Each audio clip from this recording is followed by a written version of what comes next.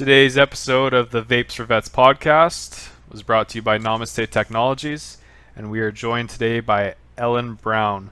This is an amazing podcast, and you're about to learn how you take a seed and turn it into a finished product. Enjoy. So today I'm joined by Ellen Brown. How you doing today, Ellen? I'm doing great, Jesse. How are you? Doing good. It's a nice sunny day here in Winnipeg. Where are you calling from? I am in Framingham, Massachusetts, so I'm right near Boston, and it's a beautiful day here as well. Awesome. Have you always lived there, or you moved there recently? I was born and raised here, but I've traveled around the country. I was in the United States Air Force, and I was stationed in Mountain Home, Idaho. And then after I got out of the service, I moved to California, and I started working for a dispensary in California. Then I eventually moved back to Mass. I've traveled a little bit. What was your job in the military? So in the military, I was a nutritionist. So my job was to assess different nutritional needs, whether or not it was gestational diabetes or you were possibly maybe at risk for cholesterol or something like that. Or if you had failed your PT test, it might, for some of you, be better known as the Fat Boy program. So I was kind of in charge of the Fat Boy program. So once you fail your PT test, you come talk to me, we do an evaluation, and then we get you on a plan so that way we can, get you in shape so that way you can stay in the service and be at your best. Is the military down in the States, their PT test, is it pretty rigorous? Yes, and each one, they vary from branch to branch. So the Air Force has different, different requirements than the Navy, than the Marines, and the Army. So for mine in the Air Force, we had to make sure, we had our waist size. So we had our waist size. You have to do push-ups, sit-ups, a run. So they want to make sure that you're in shape. And you won an award in 2008, Air Combat Command Nutritional Medicine Airman? Airman of the Year, yeah. Airman of the Year. Airman of the Year. I had gotten that actually. One of my master sergeants was, he was a real no-nonsense kind of guy, and I was one of the only airmen in the flight, so he made sure that I always volunteered. He made sure that I was always very active. He made sure that I was very confident in my job, and he really pushed me to do my best.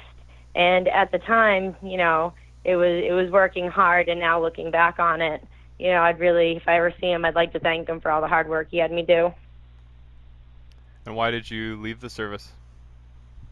Oh, I got out of the service because it was just time. I was a nutritionist. I really loved it. I loved working I worked in a hospital, and I got to interact with some patients for years, and then I had some patients that were just a consultation, but it was a very rewarding position. And after my 2 years in the service, I realized that I really wanted to go back to the civilian sector and start going to school and move back home. I was stationed in Mountain Home, Idaho, which is across the country from where I was born and raised, so it was time. It was time to go back home. Yeah, it's quite the distance from where you currently live. Yeah. Did you immediately get into working to grow cannabis, or did you go to school first? Well, what happened was once I had gotten out of the Air Force, I drove cross country, and when I had finally gotten home, I had some friends who had no problem showing me what college life was like. I joined the Air Force 2 weeks after I graduated high school, so for the time I was in, a lot of my friends were in their freshman or their sophomore year, so they were out doing partying and things like that. And they were like, "So what are you doing?" I was like, "Oh, I don't know, just ran like 10 miles, 4:30 in the morning." So they wanted me to come and experience college with them. So I had, tried marijuana a couple times in high school. I enjoyed it, but after being in the service when I joined, I didn't smoke for that entire time. So I didn't really even know what being high was. I just knew I kind of wanted it. I was like, I remember it was good. I remember I liked it. So then my friends got me high when I got home, and I was like, I would love to make a career out of this. And I realized back in 2009, there wasn't a market for it here in Massachusetts. We didn't have, we had decriminalization, but we didn't have a medical market. And we definitely didn't have any idea that the recreational market would be what it is today. So with that in mind, my boyfriend and I at the time worked 2 jobs for a year. We saved up, we moved out to California, and I just started growing. We started growing at our house, and then we went to a harvest fest in Shasta County in California, and I used it as a job fair, which, you know, if you see an opportunity and you kind of make it that opportunity. I went around and I passed in my resume, and I was like, I'm here, I'm from the East Coast, and I'm eager to learn. And from that point on, I'd given my resume to a dispensary called Nature's Nexus, and they started me off as a trimmer. And then I became a bud tender, and then I became a manager. And then they needed help in the grow facility, and I was like, oh, please, I'd love to learn. So I was a lackey for a little while, and then I was a cultivator, and then I was a lead cultivator, and then I started doing the deliveries, and then I started making edibles and all the extra byproducts of cannabis, like tinctures and hashes and all that kind of good stuff. So I really got a wealth of knowledge from that job experience. And you're part of Promax Grow, and you're the founder of, I might butcher this, but Sinsemilla Seminars? Yep, Sinsemilla Seminars. So I work with these 2 companies. They're fantastic. Promax Grow is an LED lighting company, so it's a full spectrum LED, which when we talk later about cultivation, I'll talk about why it's important to have a full spectrum light and why you want to make sure that your light's up to par. And with Sinsemilla Seminars, I've been in the cannabis industry for almost 10 years, and I realized that I have a wealth of knowledge. And when I was in the Air Force as a nutritionist, I was doing those one-on-one patient counselings, but I was also teaching classes of 30, 50, 60 people about like nutrition and all these different things, whatever the class is called for. So I felt very comfortable with what I learned in the military with standing up in front of a crowd and creating a syllabus and teaching people. So I just took the knowledge I had from cannabis and just learned how to format it so that way I was able to teach my students so that way they could be their own best advocates and make the best edibles for themselves, grow the best cannabis for themselves, especially here in Massachusetts where we have a lot of kind of limited resources. We don't have many schools. We don't have, we just don't have what they have on the West Coast where we're able to grow as many plants, and they've had an industry established for longer. So the East Coast is trying to play catch up to the West Coast. Are you like outsourced by companies to teach their potential growers? In a way, yes. I work with 2 brick and mortar colleges here in Massachusetts. I work with the Northeastern Institute of Cannabis located in Natick, Massachusetts. I work with the Homegrown Healthcare Maine in Winthrop, Maine. And with both those schools, what we do is we teach our students curriculum-based classes where they get a certificate program. And then with that, it's we're able to go out and then help them find jobs and put them into placement. So for the Northeastern Institute of Cannabis, that's been around for 3 years, and the Homegrown Healthcare Maine started up about 6 months ago. So with the Northeastern Institute of Cannabis, because we've been here and established for so long, every dispensary in Massachusetts has one of our graduates in it. And we have graduates all throughout New England, all throughout the United States, and that's something we're really proud of, that they were able to take our education and then go forth and actually work in the industry. How many people do you think you've mentored over the 10 years you've been doing this? Probably a couple thousand. I've spoken at like CannaCon, I've spoken at CannaGrow, and with those I've taught seminars and classes, and those are like by themselves. That can be 700 people in a room, and then I've held classes probably once a month, or at least like maybe 2 a month for the past like two years. So probably a couple thousand, and I'm really proud of that. I take a lot of pride in what my students do and what they go on to do, and I, it's really great knowing that you help somebody along their way and you were able to, mentor them and they were able to grow from what you told them. One of my students actually went on to start the first Boston Women Grow chapter here in Massachusetts, so that's very exciting. Another one of my students went and started her own topical company. So if you ever try the Healing Rose company, they're amazing. And those are students who took a base knowledge and then went and they really ran with it. And now they're becoming leaders in the industry, and that's really cool to watch. I'm like a proud mama bear.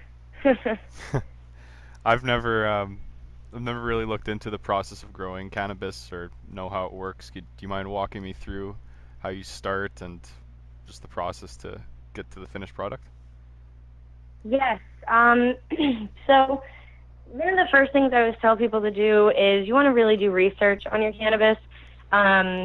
If you go big, you might go home because there's so much to it. So I always tell people to start small. Start with a plant or two. And if you can grow a plant to size, if you can get about a pound or 2 pounds off a plant, well, you're doing great. And then you're going to be able to grow that to scale. If you can do it with 1, you can do it with 6. If you can do it with 6, you can do it with 12. If you can do it with 12, you can do it with 99. It just kind of, you grow and grow and grow. So I tell people to start small. First thing you want to do is figure out what genetics do you want to grow. Do you want to grow indica, sativa, hybrids, autoflowers? You got a little bit of time? Oh, absolutely. With cannabis, cool. Cannabis falls under the the genus of Cannabrachia, so it's also found in the same family as hackberries and hops. So just to give you an idea that cannabis is a plant just like any other plant. And with that in mind, it's going to grow indigenously throughout the world. So you're going to find some strains along the equator, you're going to find some strains further from the equator, and you're going to find some strains in like Central Asia, Russia, and those are going to be called autoflowers. So has anybody ever heard of Russia being known for their citrus? No. They have a very short life cycle. So with that in mind, those cannabis plants actually adapted over time, and the autoflower or the ruderalis doesn't actually have a photo period. It has an internal timer. So it doesn't matter what you do with the lights or the nutrients, it's going to grow at its own speed. And it's going to be a very low yielder, and it's always probably going to be high in that CBD. So with that in mind, that could be a great plant for somebody that maybe has physical restrictions. I had a friend who was in a wheelchair, and he actually constructed a grow room so that way he was able to have his grow area kind of lifted up and he could get his chair under there. And he knew that those autoflowers weren't going to grow high and into the lights, so he was able to set his lights, and then he didn't have to worry.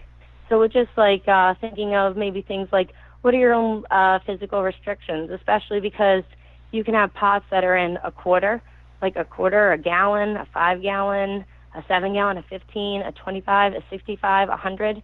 So you really want to make sure that, you plan ahead, and the genetics is where it starts, because I know that little autoflower will never need a 65-gallon pot. That's always going to be a little guy. So an autoflower might be a good way to go. So now we're going to talk about the other kinds of cannabis, the indicas and the sativas. So the indicas are further from the equator, the sativas are closer, and then when an indica and a sativa love each other very much, they create a hybrid. So now we have all these hybrid strains, and some are going to be more like mom, and some are going to be more like dad. And now we're playing with the idea of Putnam Square, so kind of the dominant and the recessive traits, like if dad has brown eyes and mom has blue eyes, what color eyes will the child have? Now we're just doing that, but with strains. So is it going to be more, maybe more of a Lenaloo for terpenes, or will it be higher in CBD or higher in THC? So you're really going to want to do your research on your phenotypes and look into, is it an autoflower, is it an indica, is it a sativa? Because where it's from indigenously, the point of that is how it's going to grow. Sativas are going to tend to grow, they're going to be tall, and the internodal spacing. So you ever notice really like chunky buds or those ancillary shoots coming off of the stalk? Those are called the nodes, and those nodes are eventually going to become colas.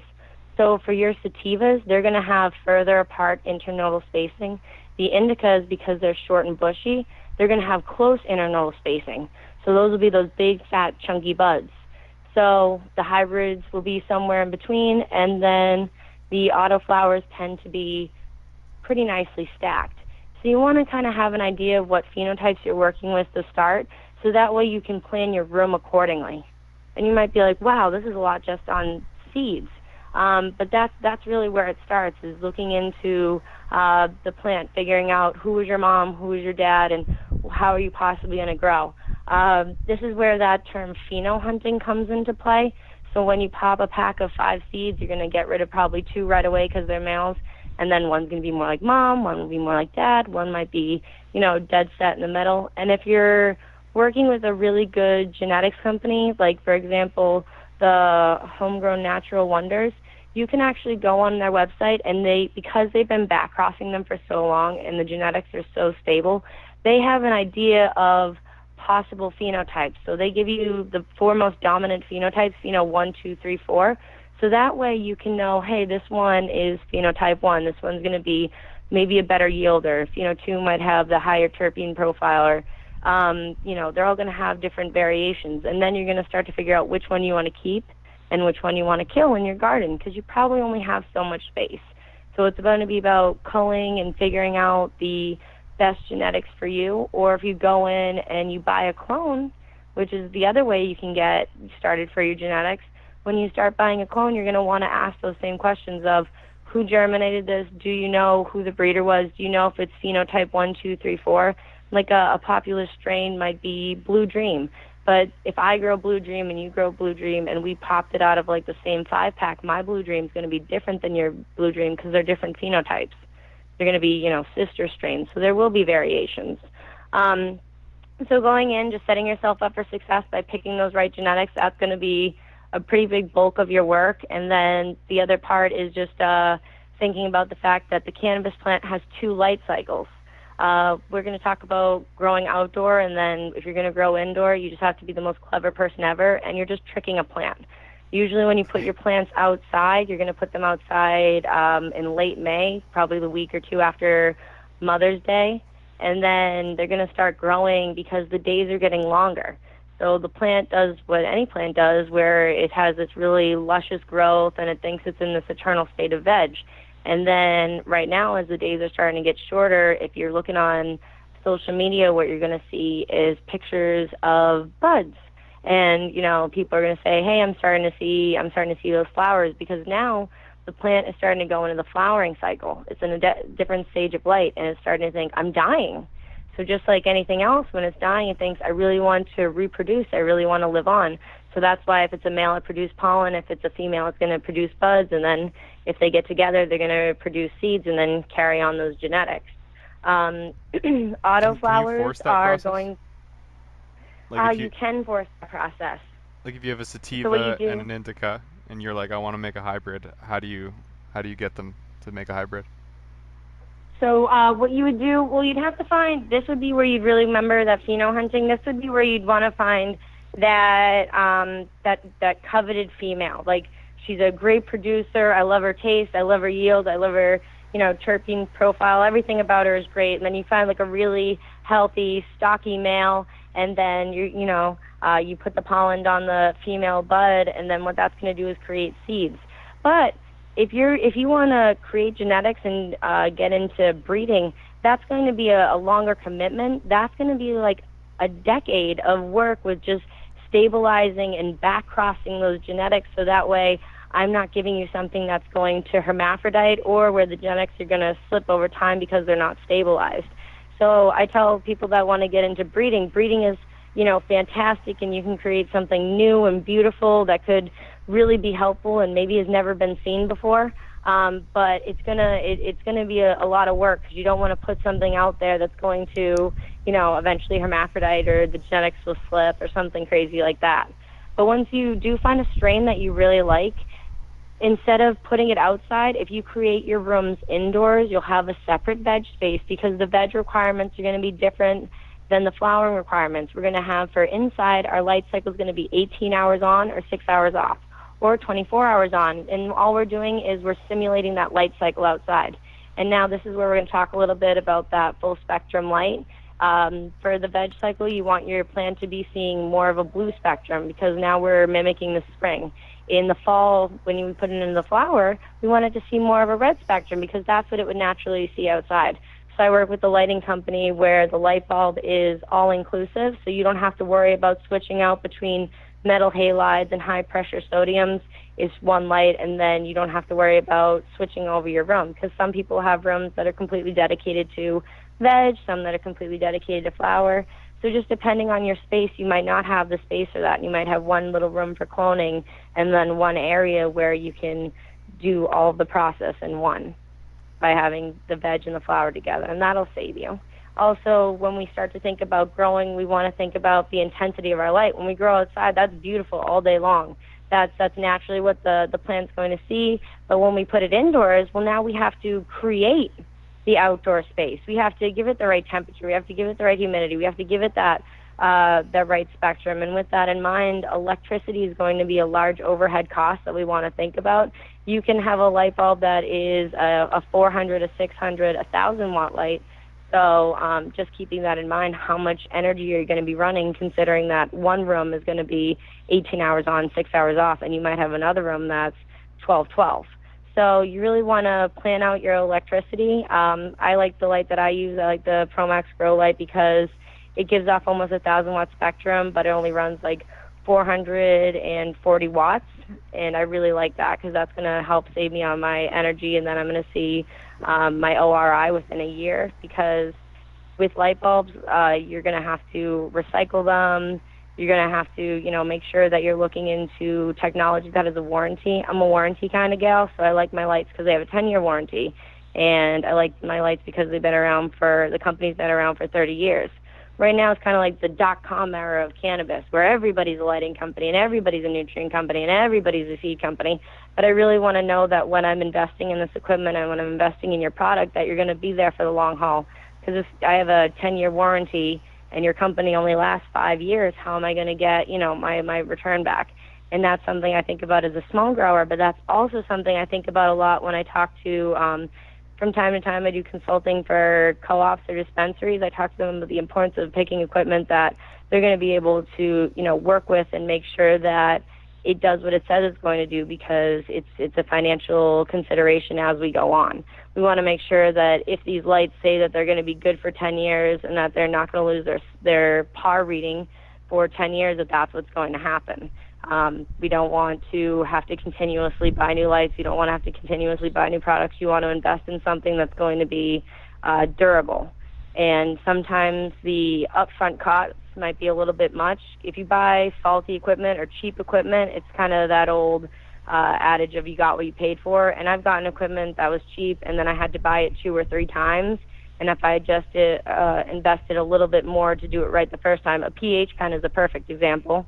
You can get a pH pen for like $20-$30, awesome. Or you can get one that's like $100. You're going to want to get the one that's a little bit more expensive, because that one is going to last longer. It has a warranty on it, all of those kinds of good things, because you don't want your pH pen to break and then, you're feeding your plant and it's really acidic or it's really base, and then you have to worry about things like nutrient uptake. There's a lot that goes into cultivating cannabis, but it just needs what every other plant needs. It needs a medium. It needs soil for the medium. It needs water. It's going to need air. It's going to need light. And most of all, it's going to need love. I think that's definitely the secret ingredient when you're growing a cannabis plant, is actually loving what you do. I know some people that want to start growing because it's profitable. I'd love to grow so that way I can, have money on the side. But if you're growing for financial gain, you're not going to get as much out of it as if you're growing because you love cannabis and you really want to grow your own plant. And devil may care what it is it yields. You just want to, get in tune with the plant. That's usually much more rewarding. If your light dies mid-cycle, like growing cycle, are you in a time crunch to get a new one, or what's the timeline you have? For that, what you want to do is, as soon as possible, you really want to you want to fix it as soon as possible, especially when we're thinking about putting into the flower cycle. Our plants, we don't want to stress them out. If it happens for like a couple hours and you switch it immediately, it's fine. But if it went on, like if your plant sat in dark for a couple days or they sat in light for too long, they could get stressed out and start to hermaphrodite. Another thing that could happen is, let's say you had plants in the flowering phase where we're now at that 12-12, and for some reason your timer breaks and now it's back on that 18-6. What happens is the cannabis plant, when it's not too far into flower, it can actually revert back into veg. So you could maybe revert back your plant from flower to veg, and then what you do is you would stress it out horribly. So you really want to make sure you're always paying attention to your lights, that you're pHing your water. Make sure you're checking your hygrometer. You want to know your temperature and your humidity throughout the day. You want to make sure that this doesn't fluctuate too far one way or the other. You really want to create some homeostasis in the grow room. If you do it right, what is the timeline for when you plant the seed to finished product? How long does that take? I love that you asked that question. So remember how we talked earlier about genetics and where they come from indigenously, like is it from the equator or is it further from the equator? Is it an autoflower?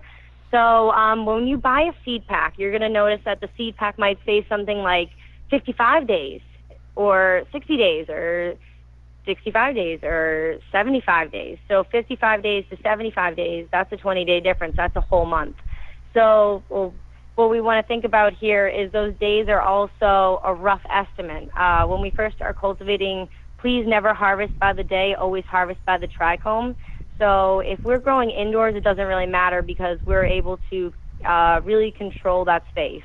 We're really to make that a very clean, stable environment where everything is controlled. But when we grow outdoors, what we want to think about is picking genetics that are going to harvest soon enough. Like your indicas, because they're further away from the equator and they have less of that light cycle, they're going to finish substantially sooner. Those are going to be your 55, 65 days once they are in flower.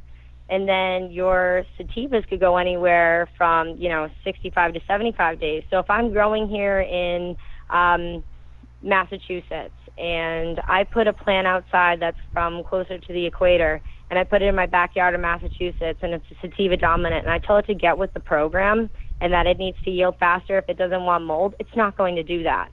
I'm going to have to work with the plant, or I'm going to have to do like a light depot where I start to force a cycle by tricking the plant and making it think that the days are getting shorter sooner than they are, so that way I don't have to fight with Mother Nature.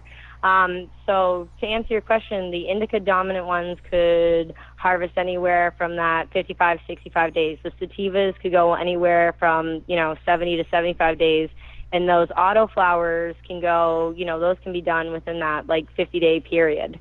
So something to think about is with veg, if it's an autoflower, it doesn't matter. Like the light cycle doesn't matter. You could leave it on that 18 and 6 and it's still going to it's still going to progress into the flowering stage without you touching the lights, without you touching the nutrients. It automatically does it, auto-flower.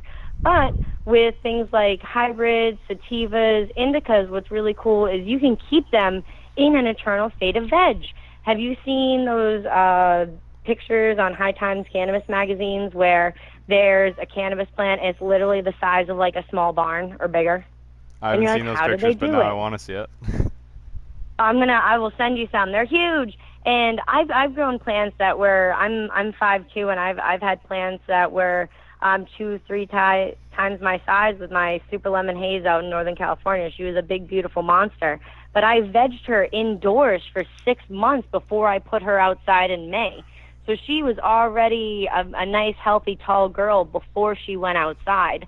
So that's why when we're going to grow indoors, we want to plan how long do we want to keep those plants in veg, because if we let them go, they'll grow as big as we want, and they'll grow for as long as we want. There are people that have kept their mother plant. A mother plant is an indica sativa hybrid that you leave in an eternal state of veg, so you keep it indoors on that 18 on or that 24-hour on, and all you've done is trick the plant. So because the light cycle is the same, it's a happy girl, and she is thinking she's in veg. So because of that, you're going to be able to constantly take cuttings off of her, and you can just continue to preserve the genetics. I'm 28, and there are people that have had mother plants older than me. So that's pretty cool when you talk to the old school breeders about that. So you're going to be able to have your genetics, keep your genetics, and then if you're growing outdoors, I always tell people, veg them up a little bit indoors, so that way, you really can maximize your yield. This is why when we see people grow outside, they're able to do so much more in terms of yield than we are, a lot of times indoors, just because they were able to get the most out of the sun. They vegged it before they put it outside, and now for one plant.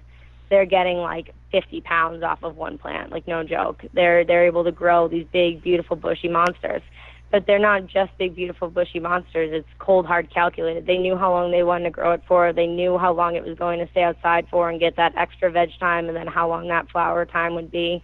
So when we're growing there is a lot to think about, and it's just figuring out what is the best way for you. Do you want to grow indoors? Do you want to grow outdoors? Do you want to grow in a greenhouse? I like the greenhouse because it's a little bit of best of both worlds. You get the sunlight for free, you get a really great airflow, and because it's in a greenhouse, you don't have to worry about Mother Nature. You also don't worry about anything that wants to eat your cannabis plant. Everything wants to eat your cannabis plant. Deer, bugs, myself. So having it in a space where nothing and nobody can get to it is really good.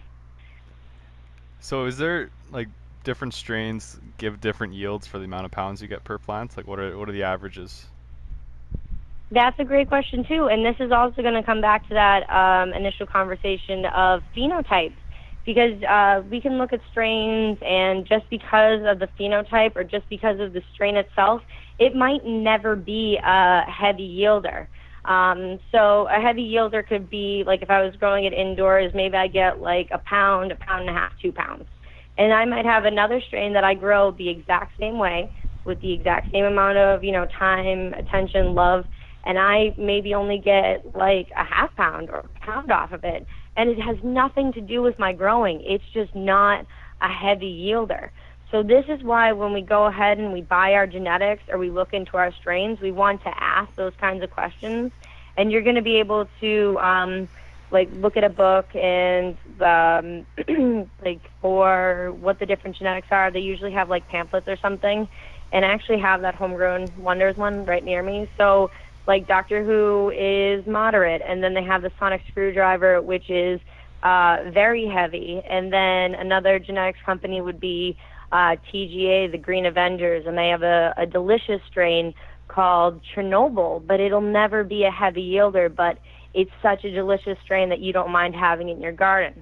So when you are growing, you want to think of what different phenotypes you have and what different strains you have. If I'm growing for myself, I want to make sure, let's say in Massachusetts, right now with adult use, as one person, I can grow 6 plants. With 2 people, no more than 12 per household. So for my little baby 6 plants, maybe I want 4 of those plants to be that Sonic Screwdriver because I know that's a heavy yield. And maybe I'll have 2 Chernobyls in there for variety and taste, but I know they're not going to be as heavy of a yielder, but I have them in there for variety. And also we're going to start seeing probably more connoisseur strains, more boutique strains are going to, I think, start to really come into play as we start to see this market grow and expand here. What is the highest yielding strain in your personal experience? The highest yielding strain, one of my favorite strains that I've ever grown, and one of the easier strains to grow would be the Blue Dream. The Blue Dream it's a really high yielder. It's something that a lot of growers like to start off with because it's a forgiving plant, and it's some strains are going to be a little bit more mold resistant just because of how they were grown or where they're from indigenously. So that's something else that you can look at.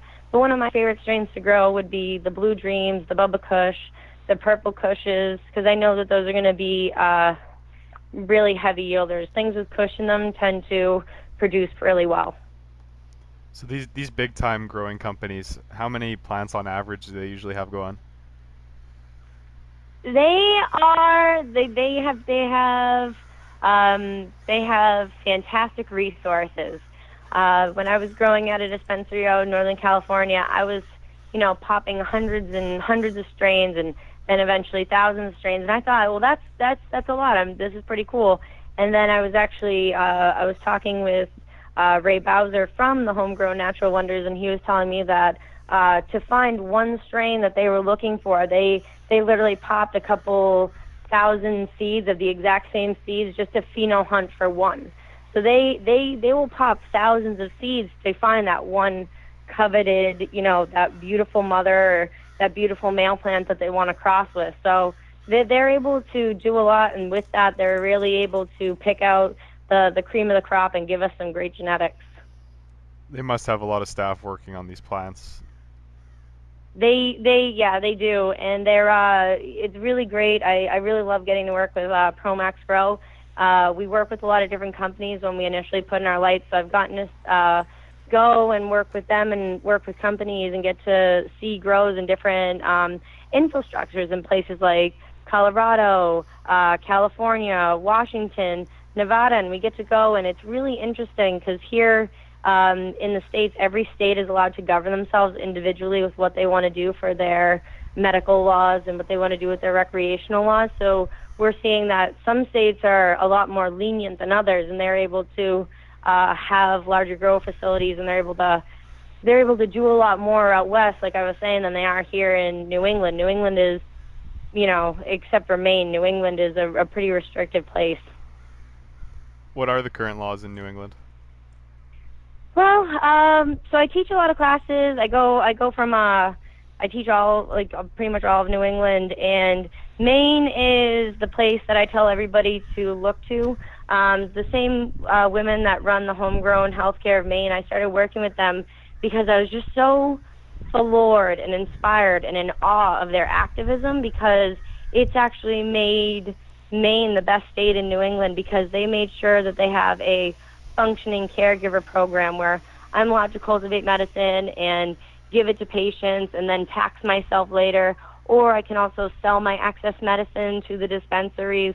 So they have a market which is thriving for industry and also thriving for the average entrepreneur, where they can become their own edibles company. Like Mom's Totally Baked Goods is a really fantastic company. They make edibles, they make tinctures, they make all these fantastic things. So they're able to do that and market themselves, and if they wanted, they could sell it to dispensaries, and then they can sell it to the patients. They call it donation. I donate you money, you donate me product. It's all about, verbiage. And then here in Mass, and they also have this word called reciprocity, meaning that I can have an out-of-state recommendation and go into Maine and be able to use my medicine or get a caregiver. So that's a really beautiful thing. But here in Massachusetts, it's a lot more restrictive. We do not have a functioning caregiver program. We are unable to sell our excess medicine to the dispensaries. We passed in 2012. We were told within the first year we were supposed to get 35 dispensaries, no more than 5 per county. It's 5 years later, and we only have 9 dispensaries.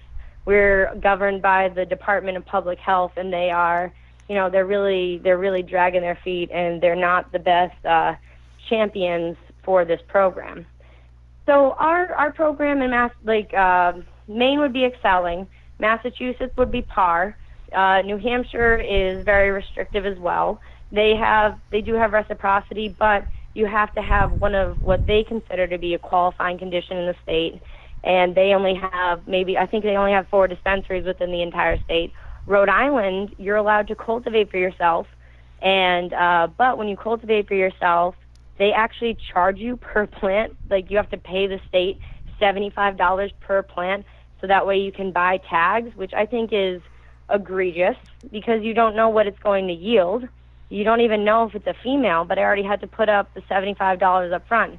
Connecticut is pretty bad. Connecticut, the patients aren't allowed to grow for themselves, and the program is really taken on a pharmaceutical market.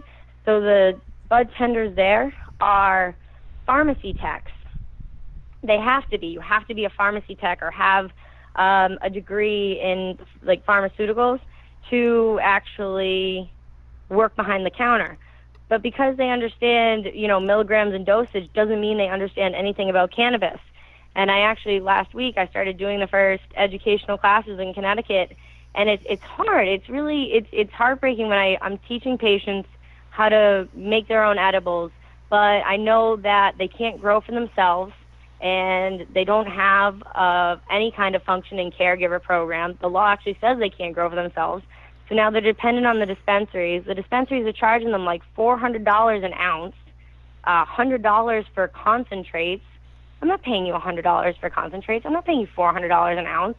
So with that in mind, I'm teaching these classes, and I'm teaching these classes in hopes that, and I'm always there to help as well, but with this education, these people are going to be able to go talk to their state representatives and be like, hey, did you know about the endocannabinoid system?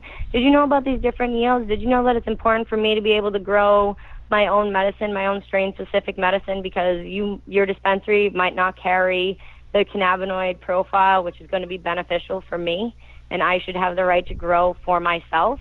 I'm a huge advocate. I think every state should have reciprocity. I think every state should have a functioning caregiver program. I think every state should be more like Maine. But here in Massachusetts and for all the surrounding states, we're all just looking at Maine, pointing, being like, we gotta do that. So lobbying is definitely the next step to making sure that we're going to have a program that's going to be sustainable and welcoming for everybody. Is the lobbying party something that you guys are talking about and putting in the works right now? Yes, and it's really cool teaching in all of these different states, because as I teach in these states, I realize, like, I'm from Massachusetts, like, you're not from around here. So when you go into a new state, you want to make sure, like, I always reach out to the local advocacy groups. I'm like, hi, my name's Ellen. I'm going to be teaching classes. Like, do you guys want to come? Do you have any, promotional material for your organization? Because I'm in Massachusetts. There's not too much I can do for you here in Connecticut. But here in Connecticut, you have a woman named Kiva Smith just started up the first Connecticut Women Grow chapter. And with that in mind, it's become a hub for people to come and talk about their concerns and talk about the community there. So making sure that you have, state and local resources is really important. Getting people involved is really important. Well, if you thought we were done talking about growing, you're wrong, because I still got a lot of questions. It's What do extremely... you got? No, I got time. What is, like, when the plant is fully grown, like it's at the end of the process, how does the next process begin from taking it from when it's a plant to getting it to the customer? All right, so this is a great question. So what we're talking about now is the curing process. And this is where you want to make sure that you're ever vigilant and definitely diligent on what you're going to be doing here. So this is where we're going to look at our trichomes. You can use kind of like a microscope. You want to make sure that it's like, 100x or like 500x. You want to make sure you're really looking at these little trichomes, these little bulbous glands. And then what you're going to see is you're going to see that when they're initially growing, they're going to be clear. And then as the trichomes start to mature, they're going to be start to become cloudy, and then they're going to start to become an amber. So depending on what kind of, high you like, you can pick them a little bit more clear, which will give you a little bit more head high, or you can pick them a little bit more amber, and that's going to give you more of like that body effect. So you can actually pull not only for the medicinal effects of the plant itself, but then, how you like it with the trichomes. So figuring out what percentage of amber to cloudy you like, pull on that, and then what you're going to want to do is now you have this cannabis plant that's been growing. And just for something really quick, you want to make sure that like 2 weeks before you go ahead and it's called harvesting. Before you harvest this cannabis plant, you want to flush it with water, because you've been feeding it nutrients for its entire life, hopefully veganic or organic nutrients. And then with that in mind, you're going to be flushing out those nutrients, and that's going to add to the taste and the aroma of the cannabis, so it doesn't taste like nitrogen, phosphorus, or anything else. So once you have this cannabis plant, and once you see that the trichomes are where you want them to be, you're going to cut down the plant. So you're gonna cut stalk by stalk, and what you're gonna do is you're going to there are two ways that you can trim from this point. Trimming is when you take fiskars and you cut off all those fan leaves and those sugar leaves. The fan leaves are like those big 7-fingered leaves we see growing on the side of cannabis plants. Those are there to, help aid for photosynthesis. And those fan leaves, though, they can also have some trichomes on them. So I'm going to make sure just to talk about that a little bit, because later on I want to talk about the idea of waste not, want not, and that excess material that you're cutting away, you don't have to throw it away. You can actually make it into a butter or a tincture or a topical. So we're cutting off all those excess leaves. We just want to have that bud. So we're cutting away those families, we're cutting away the little sugar leaves within the bud, and now we have this perfectly manicured bud. So what you're going to want to do is you're actually going to want to put it into a cure room. So you're going to want to have it be a dark, cool, very well ventilated with air circulating place, because you don't want it to be humid or stagnant air or hot, because that's going to be a breeding ground for high humidity and mold. Mold is the enemy. So you want to make sure that, you bring down the likelihood of that happening altogether. So you want, you want your temperature and humidity to be about 50, 60 degrees. Because, mold starts to thrive as we get into that like high 70 area. So we really want to stay away from that. And so with our nice cold room, our nice cool room, if I ever see people trimming in a t-shirt, I know something's wrong. Like if you're in a trim room, you should maybe be wearing long sleeves or something like that, only because I know it's going to get cold. So, and you want to keep it cool in there. You want to make sure that you're preserving those trichomes, those little resinous glands there. They can burst with heat. And then also if you like had a cannabis bud and you just took your whole hand and you wrapped it around it and you squeezed it as hard as you could, and then when you moved your hand, you noticed your hand was very, very sticky. So all that sticky stuff on your hands, that's all those trichomes that will no longer be on the plant, which will no longer be that medicinal value. So you want to be really, really careful. You want to, when you're trimming, this is why I prefer the hand trimming over using a machine. So when you're trimming, you're going to trim off all those families, and then you're going to take your stick, your stalk, and it'll probably be about like the size of your forearm. You don't want it to be huge, long, something crazy. You want to, cut them into little individual pieces, so that way you're going to be able to hang them, space them apart on the rope or however it is you have them hanging, so that way there's proper airflow. And then what you're going to notice is that all the water within the bud, because we've been flushing it, the water is actually going to start to leach out into the stem, and then it's going to evaporate. So what you're going to do after a little bit, probably within, within like 72 hours to like a week, you're going to start doing the stick test. And the stick test is where you take a stick, and right when you first harvest, if you were trying to take that stick and snap it, you wouldn't be able to. It'd be like trying to do it with a rose vine or something. It's still very green, so it just kind of spins around. But as the water leaches out of the plant, you're going to notice that you can actually take the stick and you can snap it in half. So once you can snap that stick, that means that there's a lot less moisture within the bud, and at that point, that's when you're going to want to cut off those cannabis buds, and you're going to want to put them into a jar. A cur jar, a ball jar, doesn't really matter. Even one of those sea vault things, the little containers, the tin ones, you can do that as well. And you're going to want to start the curing process. So what we just talked about was trimming, and now we're going to cure it. And curing is where you're kind of, think of it like fermenting, think of it like jamming. It's the cannabis is kind of, it just needs some time to really be at its best. If you were to smoke it too early, it wouldn't taste right. It would taste like chlorophyll. It would taste like hay. You really want to let the month go by. So sometimes people make the mistake of like, today I harvested, today I can smoke cannabis. No, you need to tack another month onto that. And then you're going to start to cure it, and then you're going to start the burping process. So what that is you have your cannabis in a jar, and you want to fill your jar up about 3/4 of the way. And you want to leave a little bit of space in there. You don't want to cram it or put everything in there. You know what I mean? Like try to fill the jar to the brim. You want that space because you want to have the cannabis be able to breathe, and you want to create a place where if the buds are all touching and tightly compact down, because there's still moisture in the buds, that could create mold. So what will happen is if you, let's say, you just left the jar closed for a month, at the end of the month when you opened it, what you'd find is it would look like those like spider webs within there. So what we're going to do is we're going to burp it. So for the first week, we're going to open the cap of the jar, and we're going to leave it open. We're probably going to do that once a day, and you kind of just air it out for 15 minutes. I usually tell people, set a timer. Don't forget that you did it, because if you leave it out for too long, the bud will all dry out. So you just, you leave it open for 15 minutes for like every day for the first week. Then the second week, you're probably going to do it every other day. Then the third week, you'll probably only do it like 2 or 3 times. Then the last week, you'll do it once.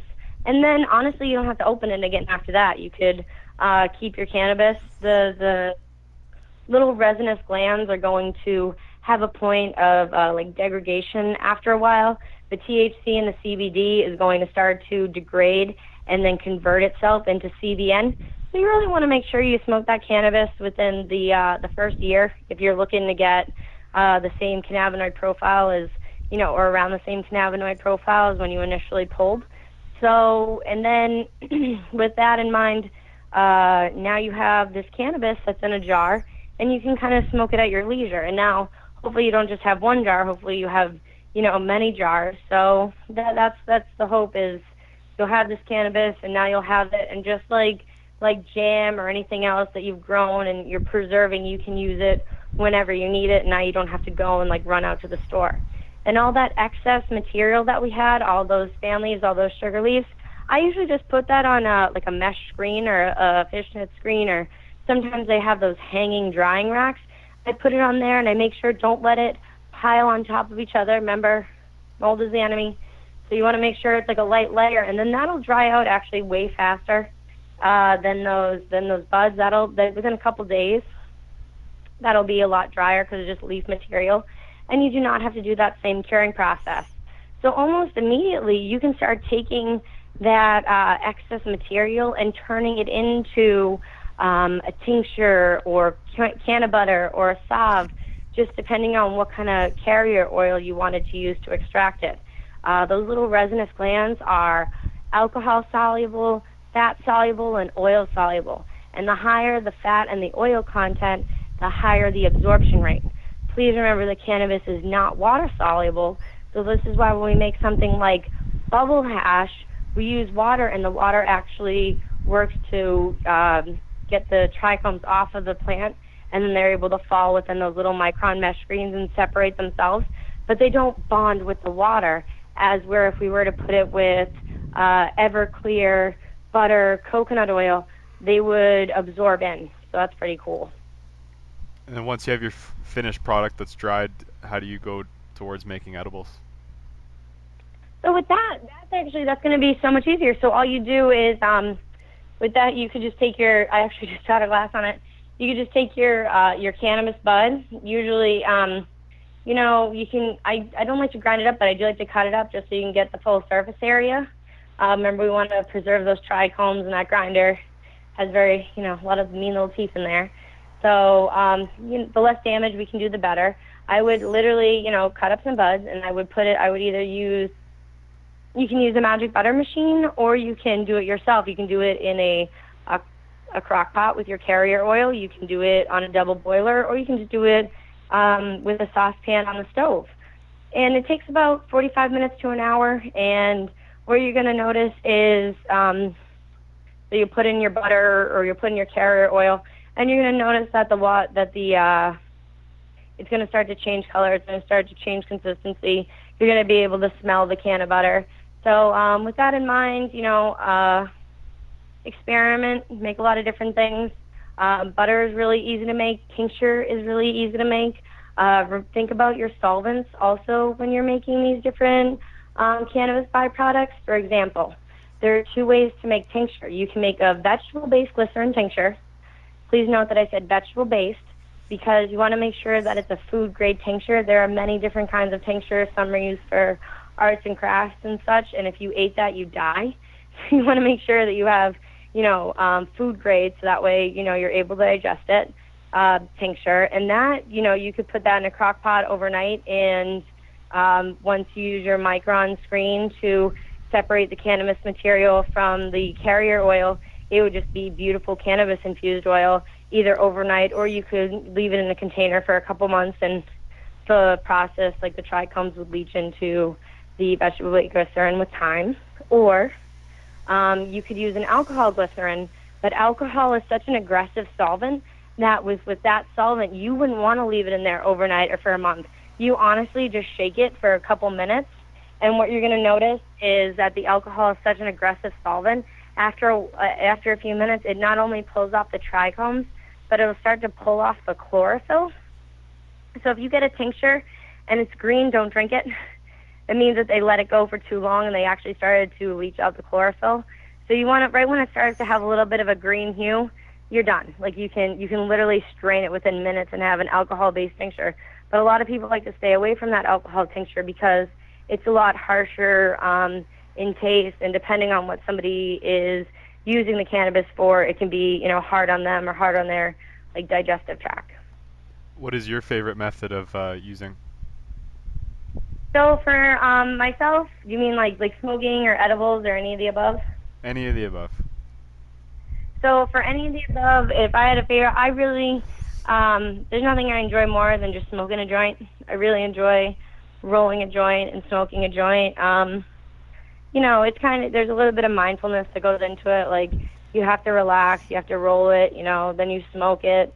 And for me, it's just kind of like a good time out from whatever it is I'm doing. And it's kind of like take 5, and then I can go back and seize the day. So I enjoy smoking a joint, but I know people that, for example, I had a friend who had a tumor removed from his head, and when he initially had this operation, he had a really bad, I believe it was like vertigo, and he wasn't able to see, and he wasn't able to like walk without like getting dizzy.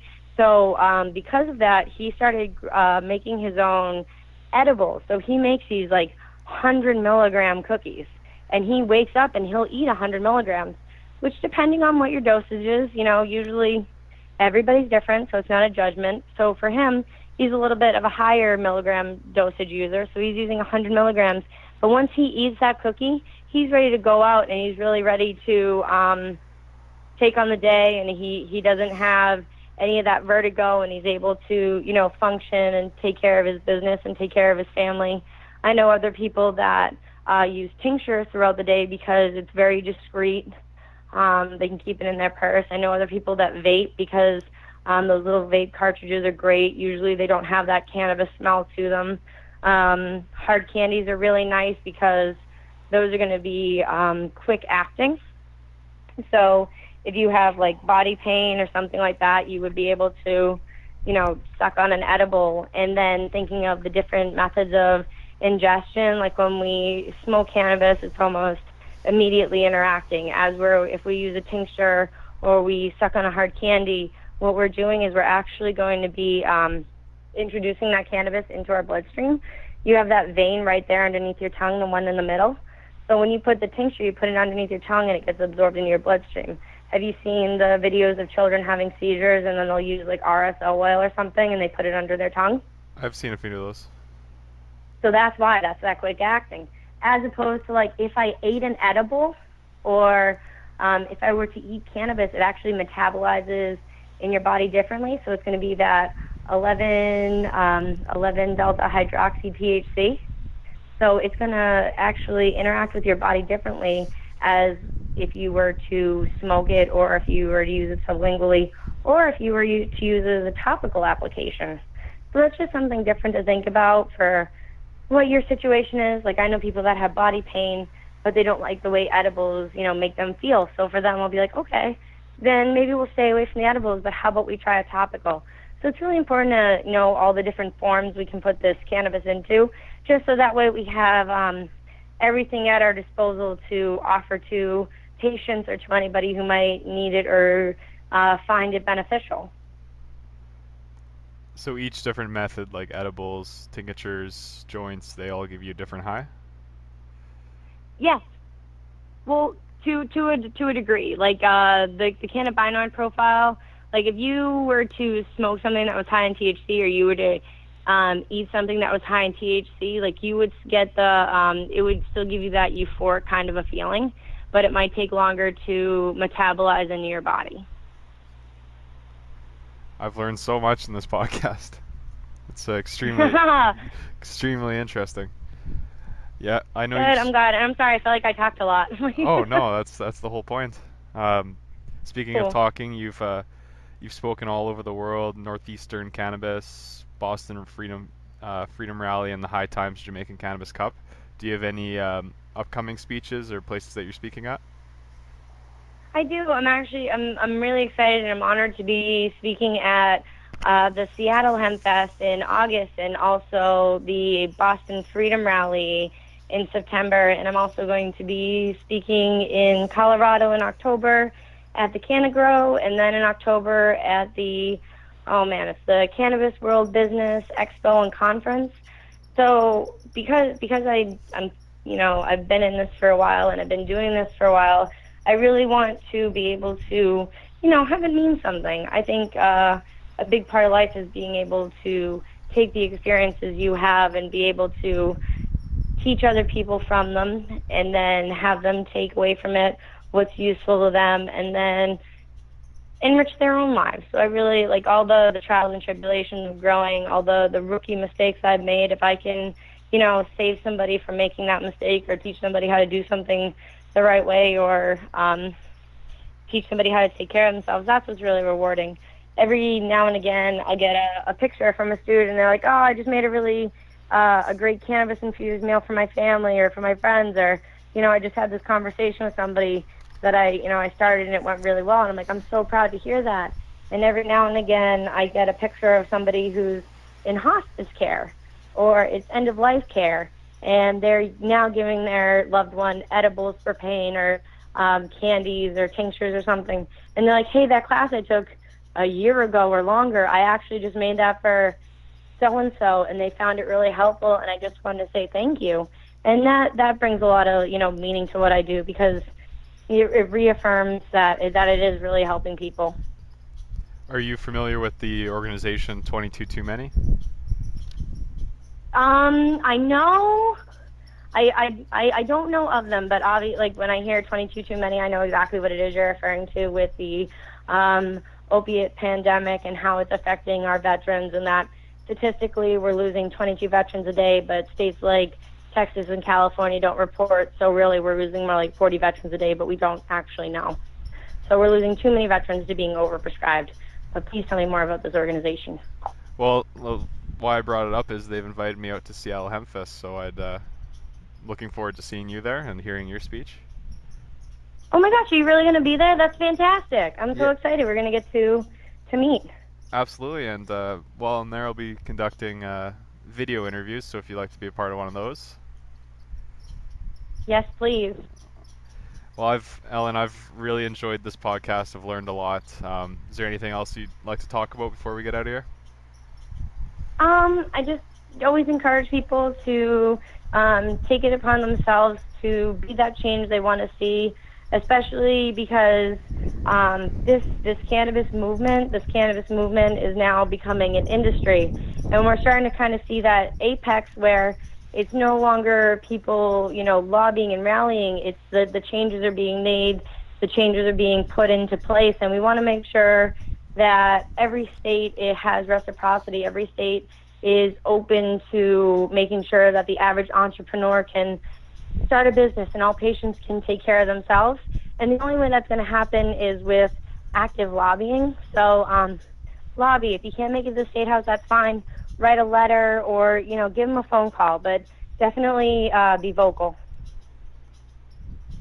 Well, you heard it here, guys. This has been the Vapes4Vets podcast with Ellen Brown. Definitely gonna have her back on. And Ellen, I look forward to seeing you out in Seattle. Oh my God, I can't wait to see you out in Seattle. Oh, it's gonna be a good time. I'm looking forward to it, and it's a great cause that 22 Too Many is doing to end the veteran suicide epidemic. So it's all around. It's gonna be a good time. I think I saw them there last year. They were wearing green armbands that said 22 on them. You know if that was the same guys? I thought that was pretty cool. I knew exactly. I was like, are you guys a veteran group? So I'm so excited, and I'm glad that veterans are getting together from everywhere and all over the country to, we stood together as brothers in arms, and we stand together out of the surface. And it does help that it's on a beach with live music everywhere. Oh, I'll never complain. This is my third Hempfest, my first time ever speaking, so I'm kind of like, long time listener, first time caller. I'm really excited. Well, it'll be a good time. Thanks for coming on today, Ellen. Thank you so much. I look forward to seeing you there. All right, you take care.